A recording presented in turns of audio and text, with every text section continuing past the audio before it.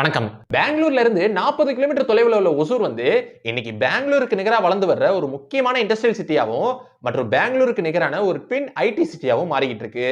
அதுக்கு சில முக்கியமான காரணங்கள் அப்படின்னு எடுத்துக்கிட்டோம்னா ஒசூருடைய வெதர், அப்புறம் அங்க இருக்கக்கூடிய இண்டஸ்ட்ரியல் ஹப்ஸ், அப்புறம் இதோட சேர்த்து ஃபியூச்சர்ல வர இருக்கக்கூடிய ஒசூர் இன்டர்நேஷனல் ஏர்போர்ட் அப்படின்னு பெங்களூருக்கு நிகரா ஒசூர் வளர்ந்து வரதுக்கு ஒரு முக்கியமான காரணங்களா இதெல்லாம் இருக்குது.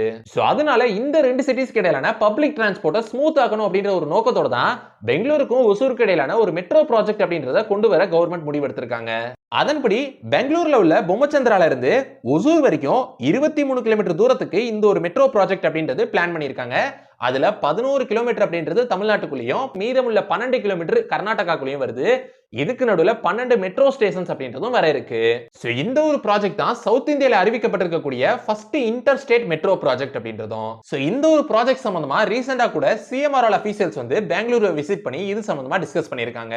இத பத்தி தான் இந்த வீடியோல நான் உங்ககிட்ட ஷேர் பண்ணிக்கலாம் அப்படின்னு நினைச்சேன். சோ இந்த வீடியோ உங்களுக்கு பிடிச்சிருந்துச்சுன்னா லைக் பண்ணுங்க, உங்க ஃப்ரெண்ட்ஸ்க்கு ஷேர் பண்ணுங்க, அப்புறம் மறக்காம நம்ம சேனலை சப்ஸ்கிரைப் பண்ணிட்டு பக்கத்துல உள்ள பெல் ஐகானை கிளிக் பண்ணிக்கோங்க.